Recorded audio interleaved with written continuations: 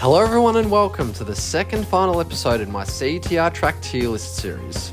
First of all, I need to apologise for a small mistake with the track rankings in the last video. I began the B tier with the same number as I ended the C tier with. So pretty much with the track rankings in the B tier, just go up one number to what I have them in the video. So with that sorted, in this episode we're going to start taking a look at my favourite tracks in the game. Toward the end of this video, we'll begin to count down my top 10 favourite tracks in CTR. Sit back and enjoy the video, and welcome to the A tier. To start off the A tier, coming in at number 15 we have Crash Cove. For the longest time, this has always been a track that I've come back to every now and again to improve or just to time trial for fun. This would have been in the S tier, but NMG kind of dropped this track back a tier with the bridge grind, making this track just slightly more tricky to time trial. Number 14, Spyro Circuit. I've always really enjoyed time trialing this track. I couldn't exactly tell you why, but I just think it's a pretty good track to drive. The two reasons I knocked this track back a tier is because it's mainly just a bunch of straights with one spiral.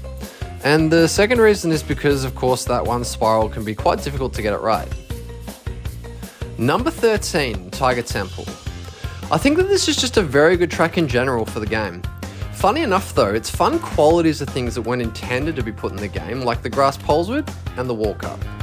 Honestly, the only reason this track isn't in the S tier is because I'm just very bad at it. I would love to do an unrestricted run on Tiger Temple, but my inability to air brake restricts me from doing this.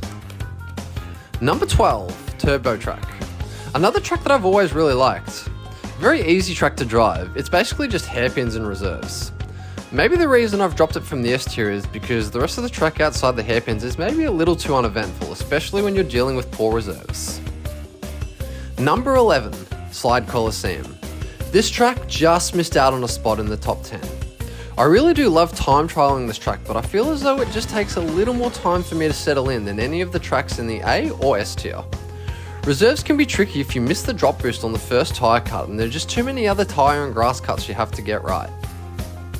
To begin the top 10 countdown, coming in at number 10 we have Inferno Island.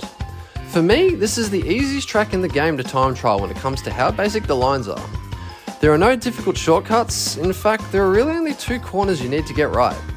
So I find it's just a very easy track to just jump in and play, but that's maybe why I knock it back a tier, because it's maybe too easy. Number 9, Clockwork Wumper. I find this is just a nice track to drive on. Kind of like Cortex Castle, but without the carpal tunnel. The chain cut on the final shortcut is a lot of fun. Learning it definitely bumped this track up a tier for me.